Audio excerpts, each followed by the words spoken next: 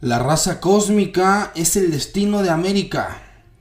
De esta mezcla surgirá la humanidad futura, superior y liberada de las miserias del pasado. José Vasconcelos.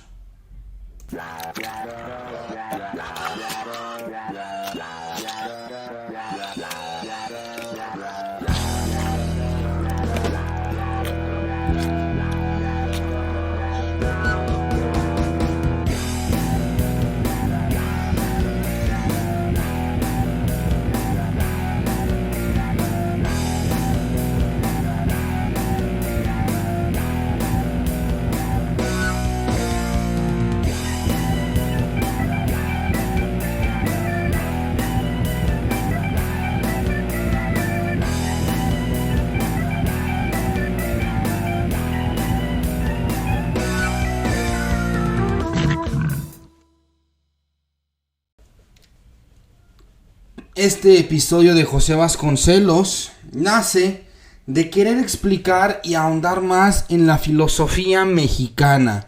Ya lo dije muchas veces, yo soy licenciado en filosofía, pero yo soy promotor, si se le puede llamar así, de la filosofía mexicana. Porque filósofos que hablen de Aristóteles, Platón, Sócrates, Kant, alemanes, franceses, ingleses, gringos, hay por todas partes. Pero la filosofía mexicana ha quedado atrasada y la filosofía mexicana es muy importante y muy bonita. Y nosotros como mexicanos debemos saber de filosofía mexicana.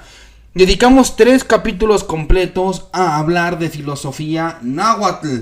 Posteriormente hablamos en el especial pasado de filosofía mexicana contemporánea, actual, con la hermenéutica analógica del padre Beuchot. Y ahora hablaremos, si me apuran, del filósofo del siglo XX más importante de México. Filósofos mexicanos del siglo XX son estos jóvenes herederos de las políticas educativas y universitarias de Porfirio Díaz, el famoso Ateneo de la Juventud, que entre muchos otros los principales los principales filósofos de Ateneo de la Juventud obviamente será el regiomontano universal Alfonso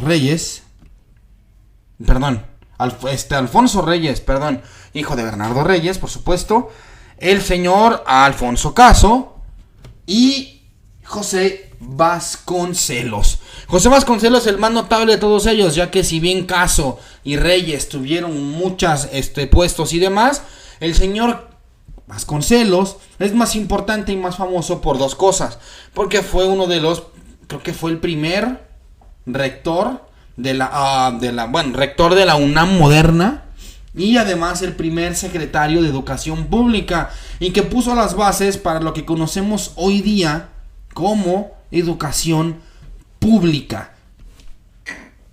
También porque quise hablar de José Vasconcelos, porque últimamente en redes sociales, en videos hechos con IA y videos hechos por personas con más IA que cerebro, quieren dar a notar, quieren o descartar, y esto viene más desde la izquierda, y confieso que esto viene desde la izquierda, el ataque a que José Vasconcelos era un tipo de derecha, era un tipo que hubiera sido más cercano al panismo, y a más importante que era un nazi, a lo que todo lo demás es verdad menos lo último. En un texto de la raza cósmica, en la introducción, en el prólogo, denuncia de bárbaros a los nazis, lo cual nos daría a entender que al menos el maestro Pepe en el 29 ya condenaba las acciones de Hitler y compañía. ¿Por qué es importante decir esto? Porque ya lo saben y lo he dicho más de una vez.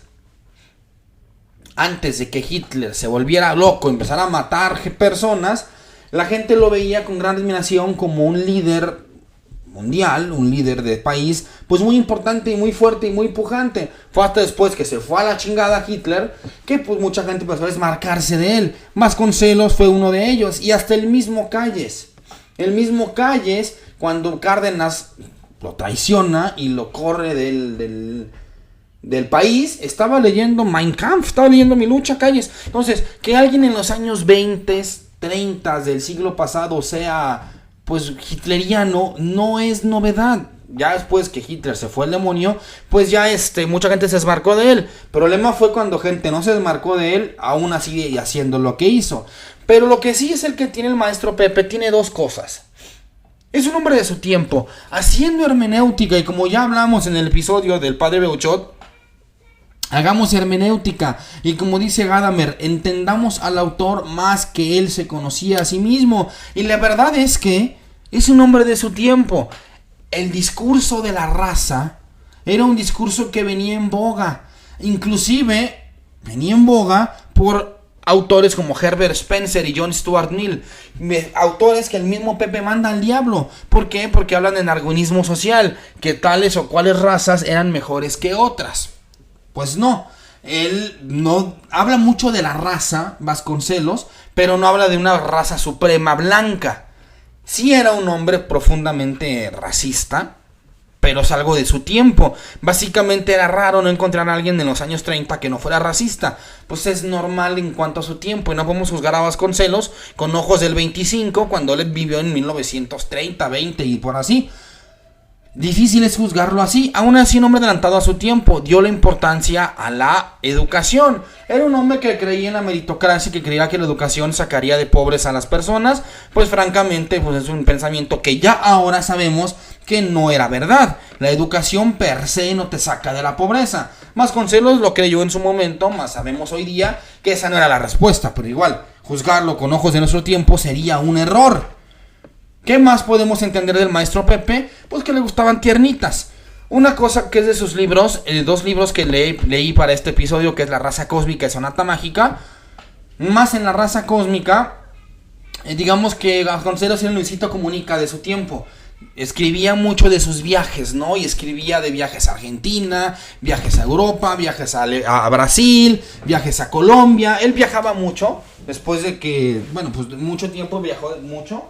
Así que pues él comentaba sus viajes, y en esos viajes pues hablaba mucho de razas, y hablaba mucho de mujeres, describía mujeres en sus libros, de que esta mujer muy sensual, y que sabe que no usaba la palabra sensual, muy provocadora y demás. Luego te das cuenta que la persona que hablaba era una niña adolescente, pero bueno, suena feo, pero todavía en los años 30 era normal que un señor de 30, 40 anduviera con una niña de 15, 14 años. Obviamente eso ya es reprobable, pero insisto, en aquellos tiempos aún no estaba denunciado este tipo de cosas. Y ahí viene la cultura de la cancelación, muchachos.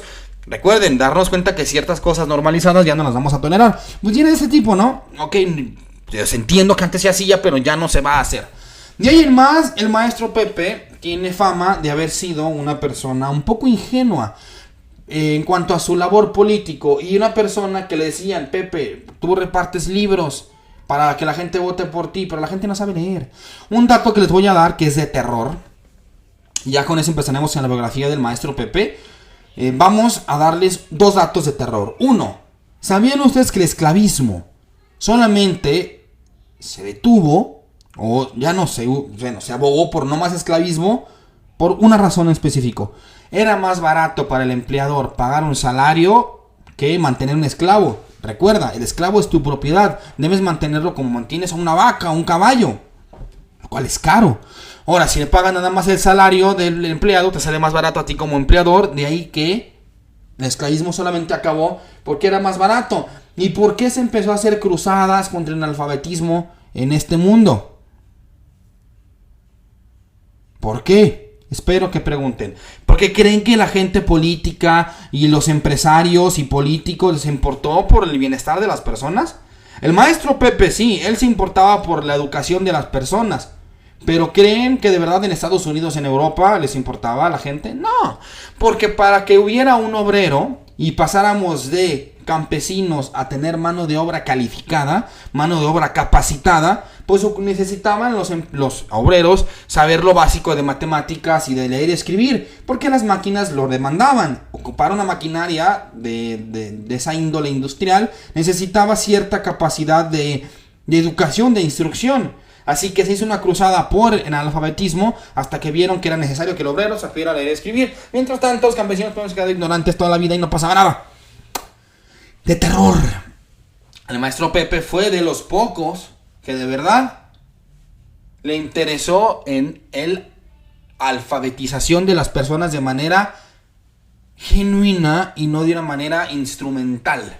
Ese es el maestro Pepe, un filósofo y educador mexicano que puso las bases para la SEP y que su pensamiento, lo veremos ahorita, pero su pensamiento es pues es un pensamiento más político en cuanto a su filosofía, pero lo vamos a ver aquí, y creo que, insisto, junto con este señor Alfonso Reyes y Antonio Caso, eso de la Atenea de la Juventud, igual el Nigromante podría estar ahí metido, de los filósofos mexicanos del siglo XX, yo digo que más importantes.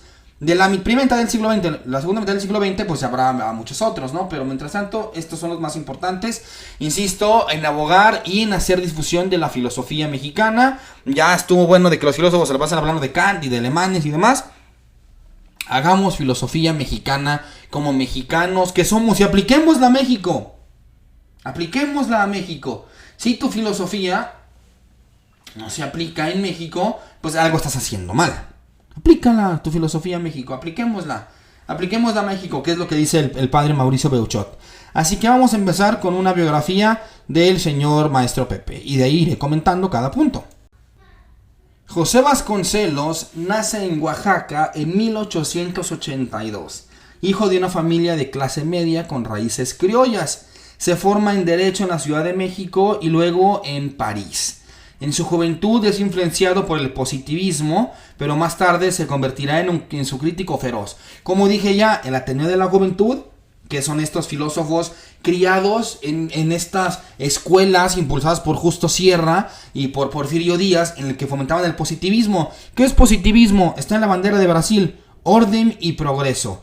Educación, disciplina y progreso, ahora sí que científico. Los filósofos que criaron al señor Vasconcelos son Herbert Spencer, John Stuart Mill, Augusto Comte y muchos otros. Se da cuenta después que el positivismo a raya, este cientificismo pues un poco rancio, pues digamos que le queda un poco corto a Vasconcelos, y ahí que será su crítico feroz. Esto en el 82.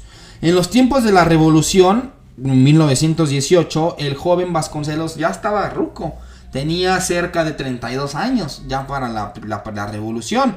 Tenemos que nació en el 82 y en el 17 empieza la revolución. Tenía, pues yo creo que mi edad, 30 inicios, ¿no? Ya en los años 20, 21, podemos ver que ya tiene 35, ¿no?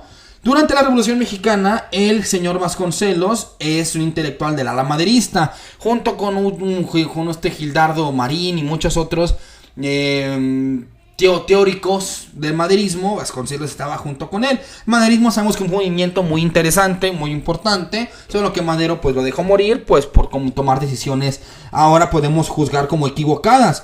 Se involucra cuando cae Madero con el constitucionalismo, se involucra con Carranza tras el asesinato de Madero, pero luego se distancia de Carranza porque, bueno, él ha tenido sus motivos.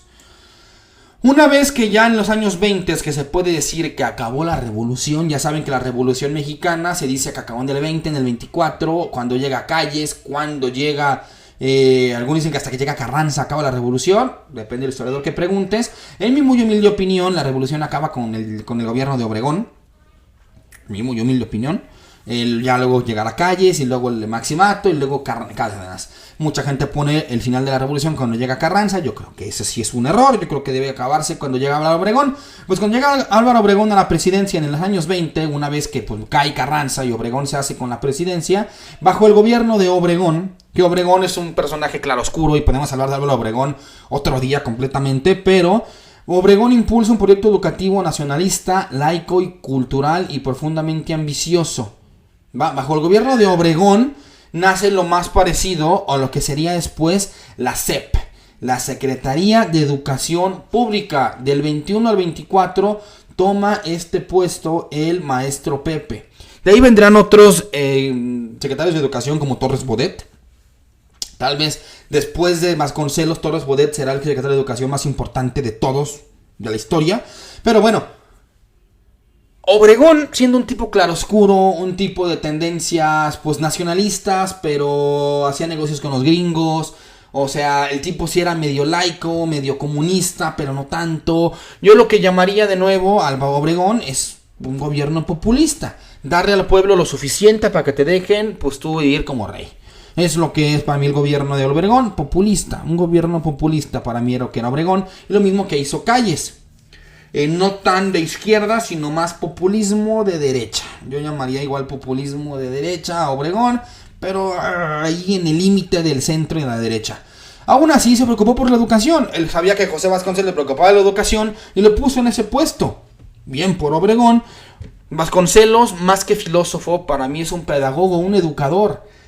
La división conocida como hoy día como educación básica y media superior, la puso Vasconcelos. La repartición y el inicio de los libros de texto gratuitos los empieza a hacer Vasconcelos, pero lo sigue Torres Bodet después de él.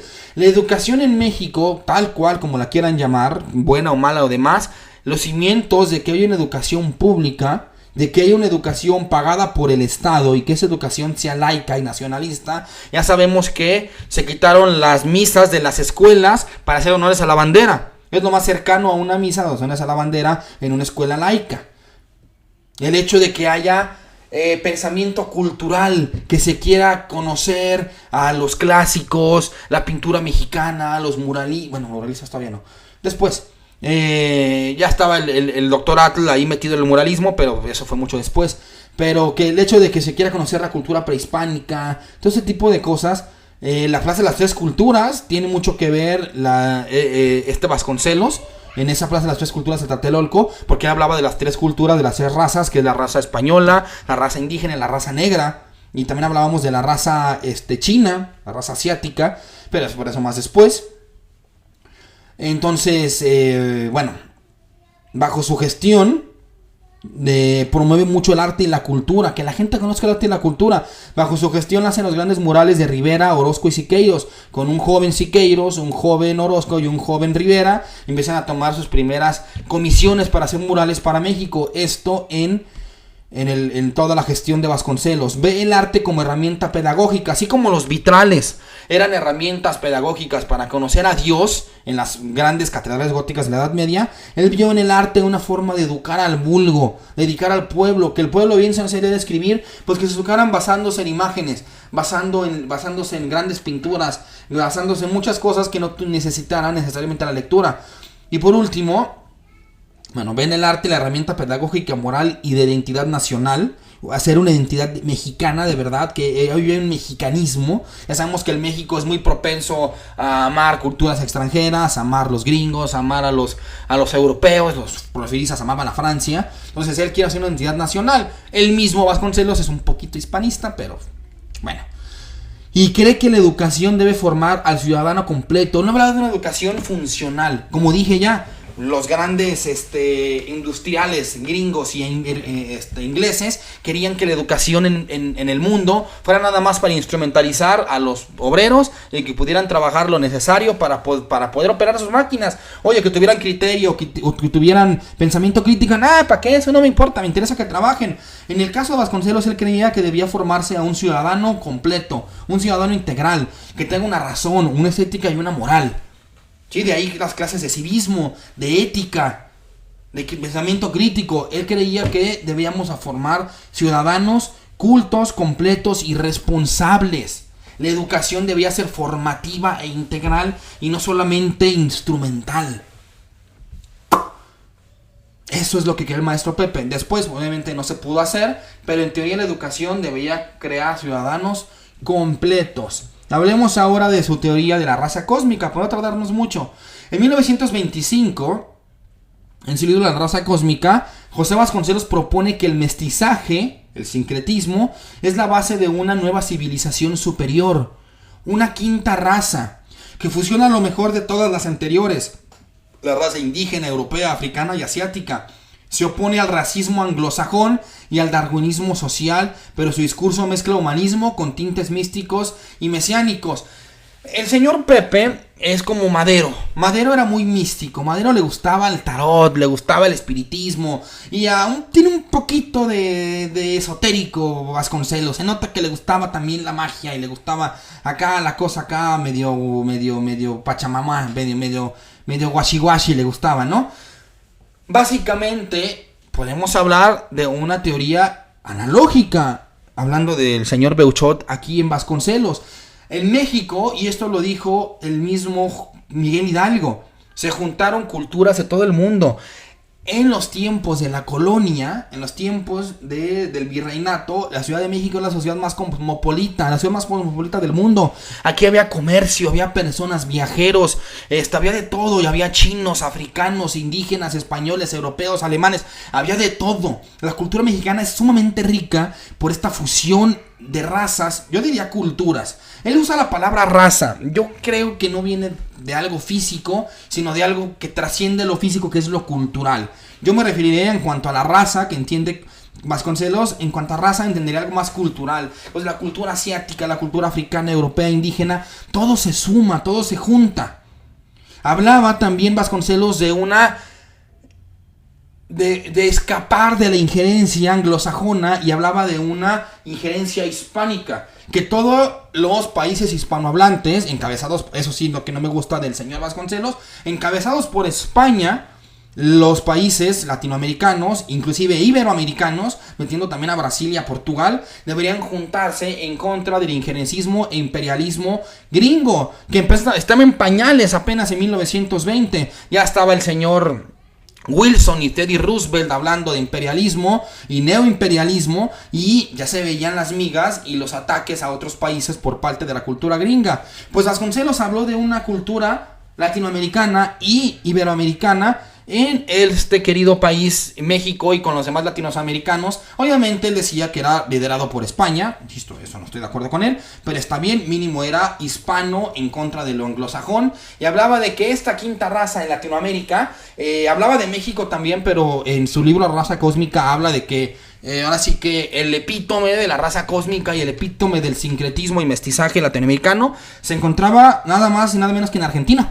Él hablaba de Argentina como el cielo en la tierra. Él hablaba de Buenos Aires como algo hermoso, que la verdadera fusión de lo hispano con lo latino era Argentina. Bueno, allá cada quien su opinión, pero eso decía Vasconcelos, ya lo podrán juzgar pues como quieran. Sin embargo, esa es su teoría de la raza cósmica, ese sentido de juntar todas las culturas en una gran cultura que supere al injerencismo anglosajón, con base en una fusión, de una confederación de países latinos, algo así como la Unión Europea, como se verá años después, pero latinoamericano, cosa de lo que también hablaba Bolívar, lo que hablaba San Martín. Muchos libertadores y personajes latinoamericanos hablaban de una confederación y unión latinoamericana. Nunca se dio, pero francamente es algo que nos hubiera gustado verlo. En cuanto a su libro de la raza cósmica, básicamente es eso. Es eso. Suena un poco locochón la raza cósmica, pero pues es eso. Francamente es una superación del injerencismo anglosajón usando la cultura iberoamericana. Hispanoamericana, iberoamericana, como quieras llamarle. Básicamente era eso. Obviamente hablaba de una unión, también usando como bandera, pues te digo, la herencia hispánica y la herencia católica, la herencia cristiana, porque era hispanista y era muy católico el señor Pepe, pero ahora sí que cada quien puede tener derecho a creer lo que quiere. Yo nada más veo a que el maestro Pepe tiene ideas bastante interesantes en cuanto a una confederación latina y en cuanto a la educación como algo básico para la persona, y bueno, no como una persona que se pueda superar y volverse rico y una especie de meritocracia rancia de la educación es lo más importante, bro, sino una educación integral y holística para crear ciudadanos completos. Creo que un pensamiento de Vasconcelos sería rescatable hoy día en este tiempo en el que, bueno, hace falta que haya más ciudadanos responsables y gente verdaderamente universal y crítica e integral. Ya lo dije, no era nazi, porque muchas críticas a Vasconcelos se han dicho de que él era pro-nazi, que hablaba de la raza cósmica como si fuera la raza aria. Él mismo critica eso del supremacismo anglosajón, supremacismo germánico. Habla de que los nazis son unos bárbaros, así que no. La crítica de que Vasconcelos entiende la raza cósmica como una especie de raza aria y de tipo nazismo, pues no. Sí tuvo sus coqueteos con el nazismo un tiempo, ya lo dije, pero pues simplemente eso no prosperó. Y que, bueno, antes de que él se volviera loco Hitler, ya se había desmarcado de él, del nazismo, todavía en el 25. Así que, pues miren, no. No va por ahí. En el 29 ya se había desmarcado del nazismo. Así que, bueno, pues no. Ahora, Ya hablamos de su filosofía, hablemos de su carrera política. Ya sabemos que Obregón llegó al poder y luego llegó Calles, que era el lugarteniente de Obregón. Calles reformó la Constitución para que pudiera volver Obregón a la presidencia. Se hizo la reforma y una antes de que tomara posesión Obregón en el 28, al señor Obregón lo matan.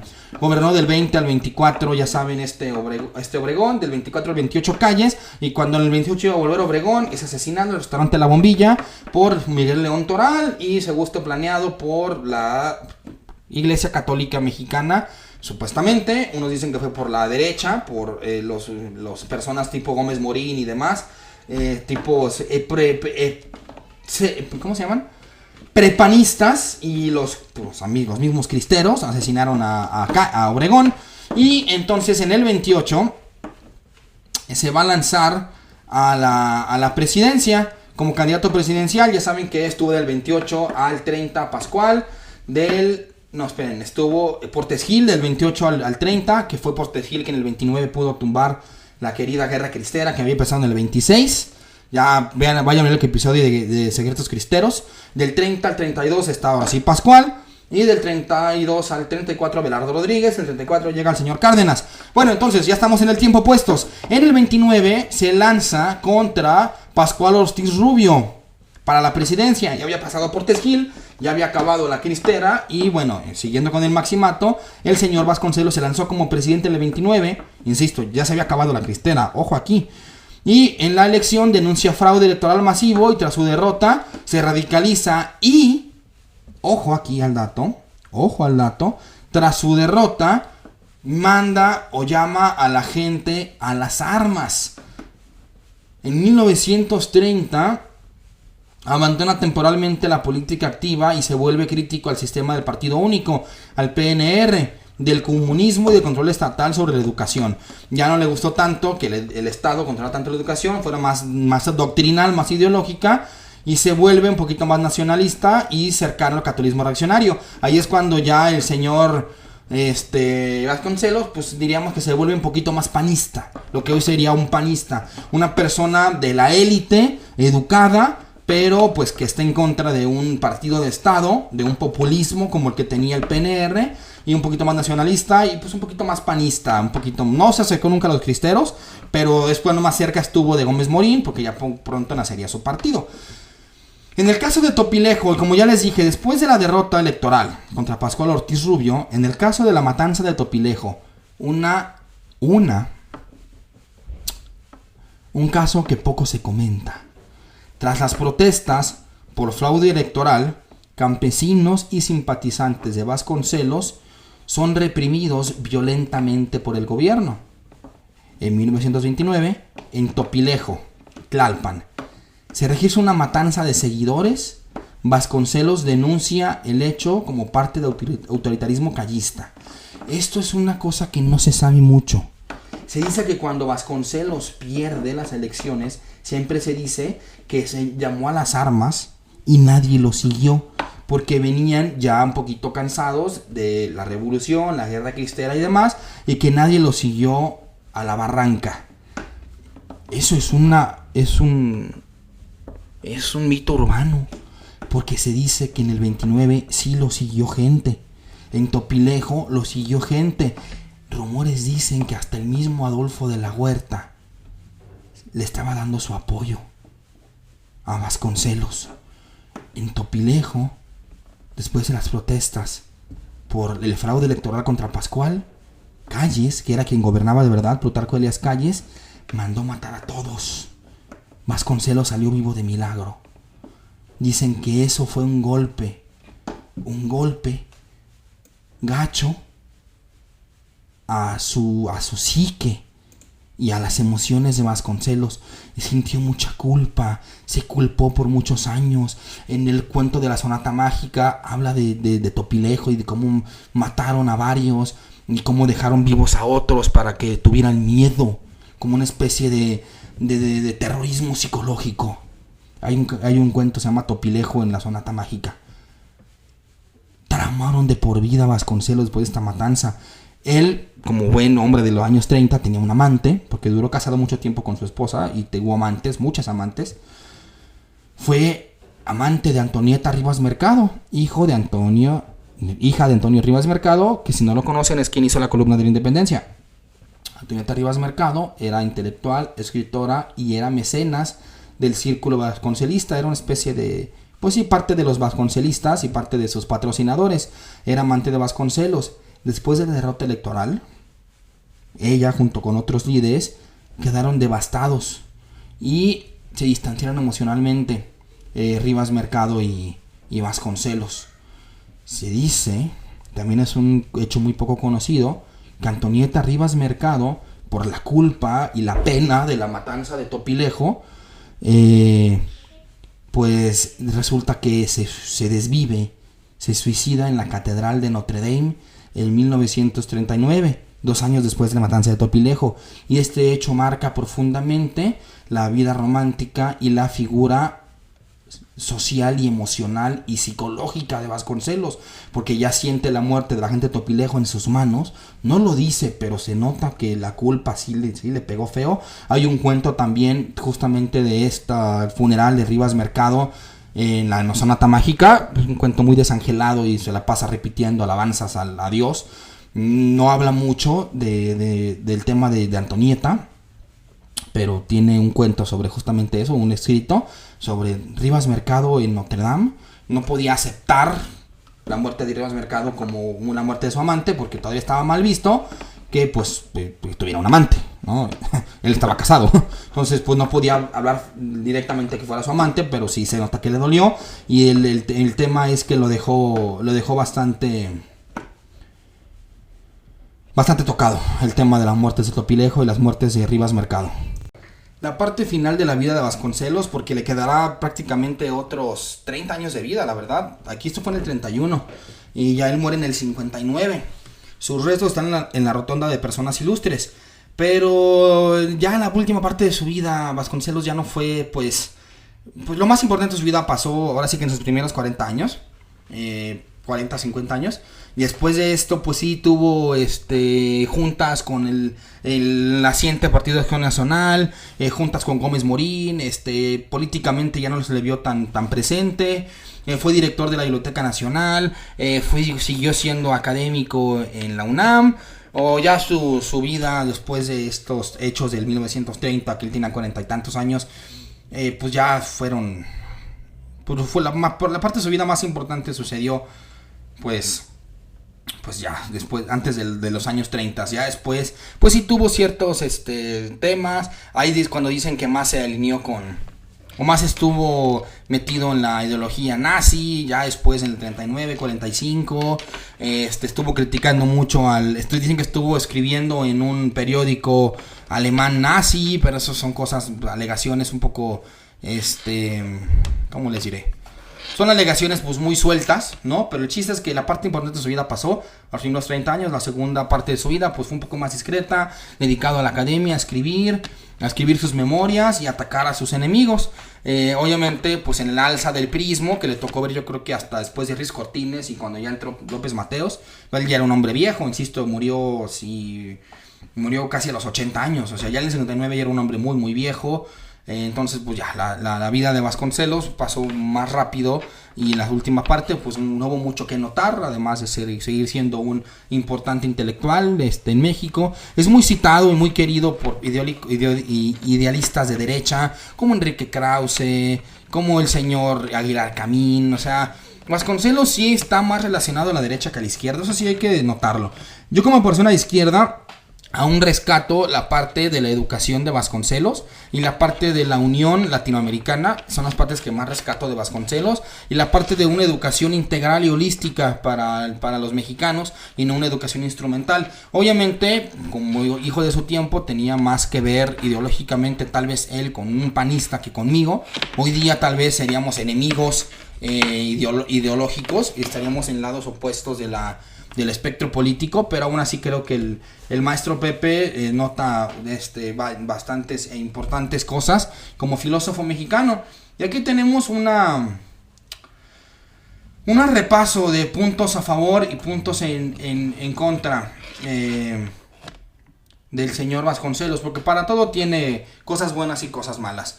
Entonces, puntos a favor de Vasconcelos: ya sabemos que fue el arquitecto del sistema educativo moderno en México y masificó el acceso a la educación, sobre todo en zonas rurales e indígenas.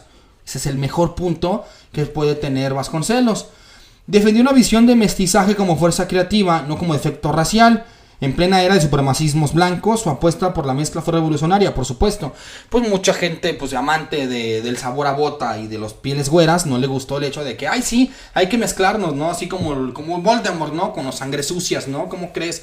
Mezclarte con sangre sucias, ¿no? Aquí puro blanco, puro güero. Hablar de un mestizaje hiperracial, pues fue una postura muy vanguardista para su punto. Introdujo el arte en espacios públicos como un fin formativo. Creía que la estética educa tanto como la lógica, como digo, como los vitrales. La gente podía educarse viendo los grandes murales.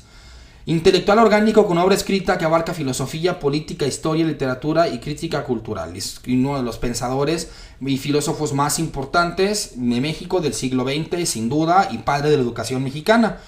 Defendió el autoritarismo del PNR desde el principio, que fue antes el PRI, obviamente. Fue de los pocos que se atrevió a gritar, desafió el autoritarismo del PNR, sí, claro, desde el principio, y se atrevió a gritar fraude en el 29, cuando muchos callaron. Calles, pues vimos que era un sanguinario. Calles es el también usador de la frase mátalos en caliente. Calles tenía de la Huerta azorrillado, o sea, Calles era, no se andaba con cosas. El que Cárdenas lo pudiera flanquear y lo pudiera correr del país, la verdad fue un acto de suprema valentía, porque Calles era Calles. Calles también, para bien o para mal, era una persona bastante ávida. Entonces en el 29 él gritó fraude cuando no pudo ganar la presidencia. Yo creo que un México gobernado por Vasconcelos hubiera sido un México muy diferente. Yo creo que hubiera sido un protocardenismo, o quién sabe, no lo sé. Pero insisto que lo que le costó, ¿no? La vida de la gente en Topilejo. Y su defensa de la dignidad del espíritu humano y su rechazo a las reducciones cientificistas marcaron un contrapeso al positivismo dominante en la educación porfirista. La educación clásica de que hay matemáticas, si no sabes ciencia o matemáticas eres un tonto. Hablar de una educación holística, integral, de una educación no solamente basada en resultados, y una educación basada en calificaciones, en competencias, en que sepas básicamente que me sirvas para algo. Una idea vanguardista, y sobre todo estar en contra del positivismo, que el positivismo es más que cientificismo rancio. Como les dije ya, como Neil deGrasse Tyson, que dice que la ciencia es verdad, creas en ella o no. No, rey, la ciencia tiene filosofía de fondo, y una persona debe tener conocimientos tanto humanistas como científicos, como matemáticos, como literarios. Y como ya sabemos con el señor Howard Gardner, hay múltiples inteligencias, no todo tiene que ser siempre ciencia. Puntos en contra del señor Vasconcelos. Ya sabemos que aquí hacemos el punto medio de varias versiones, lo más parecido a la verdad. Pues que tenemos aquí en puntos negativos: su visión del mestizaje, aunque contraria al racismo anglosajón, cae en idealizaciones e invisibiliza los conflictos reales de las culturas originarias, por supuesto. Ver al África, ver al asiático, ver al indígena como un ente monolítico de que son indígenas, todos son iguales los indígenas, todos los indígenas son iguales. No, entre los indígenas hay diferencias de pueblos, raciales, culturales, no nada más indígenas y ya, englobarlos como una cosa así junta, como un masacote de culturas, y indígenas todos son iguales, todos son los negros son iguales, todos los, sí, claro, una idea tal vez un poquito, pues no diría irrespetuosa, pero sí un poquito invisibilizatoria, o sea, una idea muy sesgada sobre lo que es el fenómeno indígena. Aunque antipositivista, no siempre fue racional. Su pensamiento a veces se tornó mesiánico y con un tono profético, rayando en lo delirante, por supuesto. El señor Vasconcelos, así como Madero, también le gustaba la magia y el esoterismo y demás, que ya lo dije en mi episodio, misticismo en filosofía. Un poco de misticismo y de magia no le hace daño a nadie, pero bueno, pues bueno, ya sabemos que el esoterismo sirve para algo, pero no es algo que debas tener de jure, sino algo que tengas más como una parte más personal. Su cercanía al catolicismo integrista y su rechazo al comunismo lo acercaron a posturas autoritarias, eso es verdad. Incluso llegó a simpatizar con el franquismo y ciertos discursos filofascistas de los años 30, como dije. Tal vez no estaba cerca no tanto a Hitler, pero sí se sabe que estuvo muy cerca a Franco. Y pues sí, la verdad es que Franco es lo más cercano a un gobierno como el que hubiera tenido Vasconcelos. Una especie de gobierno de populismo de derecha, cercano a lo que hacen los panistas hoy día. Insisto que ideológicamente Vasconcelos estaría más cerca a un panista que a Morena hoy día, por ejemplo. Estaría más cercano a, no sé si a Vox, o tal vez inclusive a Trump. Nah, Trump no creo. Pero a Vox. Vox estaría cerca de Vox, estaría cerca de Bolsonaro. No, sí, de Bolsonaro, o cerca de Milei tal vez, o de Macri. Yo creo que a Macri sí le encantaría Macri a Vasconcelos, pero bueno. Como funcionario fue centralista, promovió una visión única de unidad nacional que excluyó otras culturas y regiones. Pues sí, obviamente México siempre ha sido un país centralista. La República Federal Mexicana es un invento, no es verdad, es un chiste. Somos una república centralista, no federalista. Y la CEP básicamente se mandaba desde la capital y le importaba poco la diversidad cultural y diferencias que había pues en provincia. No es lo mismo la educación en Guerrero que en Ciudad de México, señor Vasconcelos, y obviamente como buen centralista no se daba cuenta. Insisto, pues son cosas de una persona, como siempre, una persona en la historia son personas como tú, como yo, con carencias, virtudes, errores, dudas, ¿y tú qué harías? ¿Y tú qué harías? Su relación con Rivas Mercado, aunque profundamente humana, ha sido vista también como ejemplo de su egocentrismo emocional. Pues sí, Vasconcelos era, aparte de que era muy racista, era un pito loco. El tipo tuvo múltiples amantes. En sus libros y sus viajes se nota cómo el tipo tuvo múltiples amantes, a pesar de estar casado. Así que muy cristiano, pues tampoco. Y su figura fue mítica y contradictoria. A veces él mismo se encargó de alimentar esa contradicción para construir su leyenda personal. Se ve que Vasconcelos también era un tipo que le encantaba escuchar el sonido de su voz. Insisto que ya en la segunda parte de su vida, pues ya fue un poquito más, no fue tan público y demás, pero pues, en cuanto a sus escritos y sus apariciones públicas, pues sí llegó a ser un poco chocante con el priismo naciente de los años 40 y 50. Ahora sí que ya siendo un punto medio, una especie de homologación en cuanto a las cosas buenas y malas de Vasconcelos. Vasconcelos representa la tensión entre el idealismo y la realidad política. Quiso cambiar México con libros y arte, pero se topó con un sistema implacable. Él hizo lo que pudo con lo que tenía y le costó muy caro. Se dice que bueno, su psique y su emoción quedó muy dañada después de las matanzas de Topilejo y de Antonieta. Y pues vaya, ahora sí que él era él mismo le decían que era muy idealista, que era un tipo que le faltaba un poco más de pragmatismo en su filosofía, ¿no? Era muy romántico. Y bueno, al final ese romantísimo idealismo se estrelló con las armas de calles. Fue un defensor de la dignidad del mestizaje, pero desde una visión que también jerarquizaba razas, como ya lo dije. Hablaba de un mestizaje, de una unión latinoamericana, pero guiada por una bandera hispanista y católica. O sea, pues muy bien en fondo, pero tal vez no en forma. Y no era ni racista, pero tampoco plenamente incluyente. Pues claro, ahora sí que no podía ser tan vanguardista como su tiempo se lo hubiera podido permitir. Su legado educativo es innegable, aunque no siempre comprendido ni replicado con el mismo ímpetu ni con profundidad. Hoy día la SEP actualmente se aleja mucho del intención original del maestro Pepe, de una educación integral que eduque no solamente la mente sino el espíritu, y que es una educación integral, formativa, completa. No ha habido educación pública que semeje lo que Pepe intentó hacer en su momento.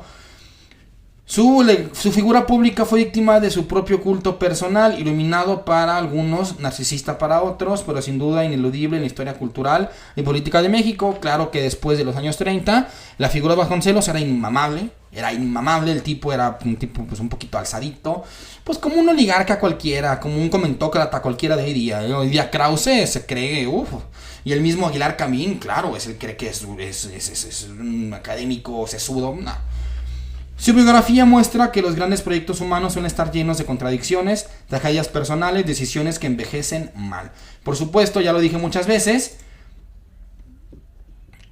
un personaje histórico con poder de decisión Es una persona que está en situaciones límite y sus convicciones y ideologías previas lo llevaron a decidir lo que él cree mejor en ese momento y con las herramientas que tiene. ¿Y tú qué harías? ¿Y tú qué harías? Difícil es juzgarlo con ojos de aquí. Por eso hay que hacer hermenéutica, entender a Vasconcelos, entender su tiempo. Por supuesto que sé que si él viviera hoy día seríamos enemigos, pero creo que sus cosas más de fondo, como la parte de la Unión Latinoamericana, el combate anglosajón y la educación integral, creo que lo hacen una persona notable como filósofo mexicano, ya lo dije muchas veces.